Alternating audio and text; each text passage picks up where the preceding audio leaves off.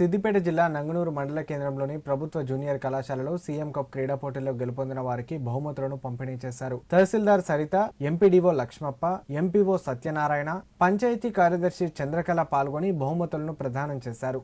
ఈ సందర్భంగా వారు మాట్లాడుతూ మండల స్థాయిలో సీఎం కప్ క్రీడా పోటీల్లో గెలుపొందిన వారికి 17, 18, 19వ తేదీల్లో జిల్లా స్థాయిలో పోటీలు నిర్వహించడం జరుగుతుందన్నారు. ఇదే ఉత్సాహంతో జిల్లా స్థాయి నుంచి రాష్ట్ర స్థాయిలో క్రీడల్లో గెలుపొంది మండలానికి మంచి పేరు ప్రఖ్యాతులు తీసుకురావాలన్నారు.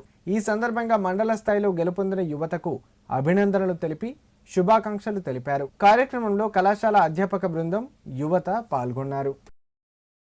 ఈరోజు విన్ అయిన ప్లేయర్స్ అందరూ కూడా 17, 18, 19, 3 తేదీల్లో డిస్టిక్ లెవెల్లో ప్రోగ్రాం ఉంది కాబట్టి అక్కడ కూడా ఇదే ఉత్సాహంతో పార్టిసిపేట్ చేసి వాళ్ళు డిస్టిక్ లెవెల్లో కూడా విన్ అయ్యి స్టేట్ లెవెల్కి కూడా వెళ్ళి సీఎం కప్ అనేది గెలుచుకోవాల్సిందిగా ప్రతి ఒక్కరికి కూడా ప్లేయర్స్కి కోరుకుంటున్నాము.